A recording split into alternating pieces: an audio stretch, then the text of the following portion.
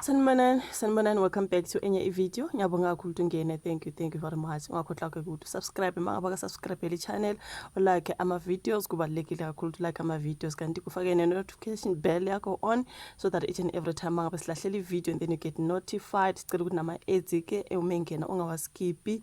That helps a lot when it comes to growing a channel. Ngiyabonga kakhulu guys. So kule video sizokhuluma ke ngeSilo Silo uKing Mesizulu. Sinqobile kaZwelithini. Sibone kuno double bhaliwe ephepheni so leze bethi ke isilo sizothelelana amanzi no dadwa besambiza ngaphansi kweiketi. If you do remember leya audio air trender isilo sithukana no dadwabo mangabe uyakhumbula sawenza ama video abantu bemangala kakhulu ngalesiya sikhathi ngoba kwakuzwakala nje kuthiwa kuthi kukanyoko into ekanjalo kuthiwa kwakungudadwabo leyana abantu bethi hayibo isilo kodwa ngabe isilo esinjani lesi ke nokuthi ke wayezwakala nje i-voice wawuzwa nje i-voice abantu bethi waye ngathi he's under the influence of something alcohol ngoba wayezwakala ngathi umuntu ophuzile hayi ukuthi kanjani bafethu but kwakuzwakala kanjalo ngithi babekhala abantu bethi ngathi isilo sidakiwe ngathi kunjena khumbula abantu bemgxeka kakhulu guys esahlala etrendile njalo ethi abantu bethi isilo esinjani into ekanjalo so ngike ngathi kubuke enye video zolo lokho ngaze ngahleka bafethu egxeka ke indaba zamafoni social media on that particular clip engibukile ka Facebook nakhona nje begxeka yena Facebook yona loyo ethi yena ke ngizokuthiwa kuhlela ukukhulunywa ngami kuleyanto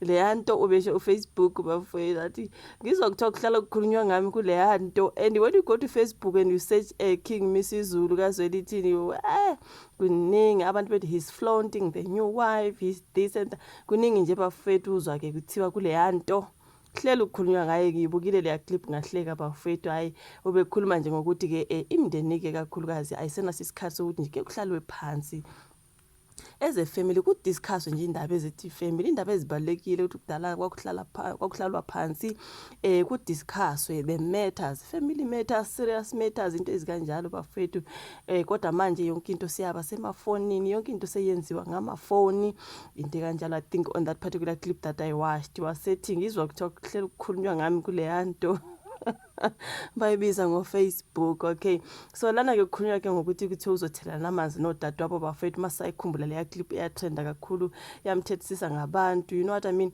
Bathi ke la iphepheni so lezi Silo Mesizulu sinqobile kaZwelithini sizokhumelana umlothana nodadwabo esambiza ngaphansi kwesiketi umntwana nomkhosi kaZwelithini. So indlunkulu kaZulu ibizo umhlangano ke lapho imbobe izothelelana khona amanzi ke nomntwana unomkhosi.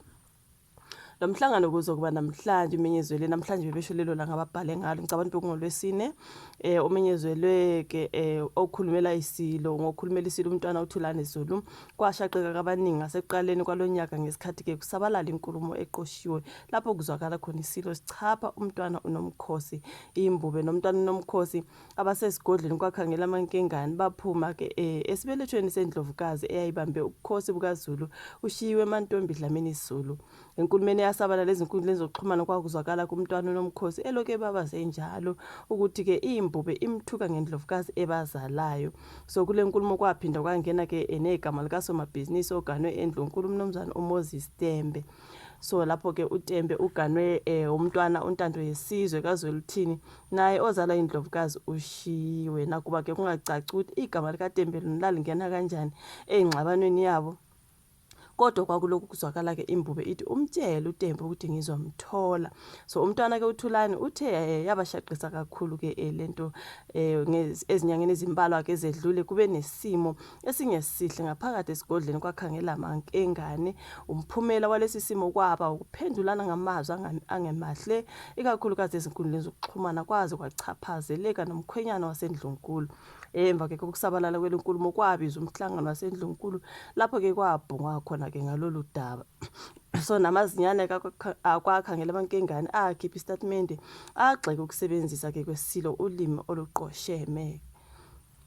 So ke umntwana uThulani uthe indlunkulu ibelokhu imatasatasa sorry izama ukulungisa ke lolu daba wathi sebefisa ke ukuba kube nenhlambuluko ukuze ke lufinyelele ke emaphethelweni.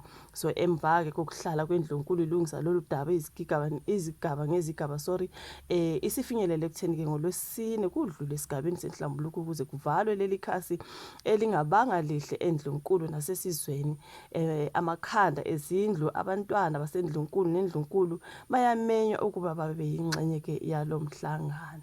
So kukhulunywa ngalolu daba ke lapha ephepheni bafowethu ukuthi isilo ngathi ke sesizokhumelana ke umlotha nodadewabo ke owambiza ke engangaphansi kwezigeti. If you do remember that particular clip ke eyatrenda ke bafowethu ilona daba kolibhalwe lana sike sabona udaba lwe R10 laphana bafowethu. I think ngicabanga ukuthi leyo video ngi-uploade on my other channel you guys ekwakuthi bekukhulunywa ke ngodaba lokuthi kuthiwa kuzocelakala u10 kuwo wonke umuntu ongumZulu laphana ke kuzobe kudonate ama R10 each and every month angazi to support the king something like that. Kodwa ngase ngiyabona ke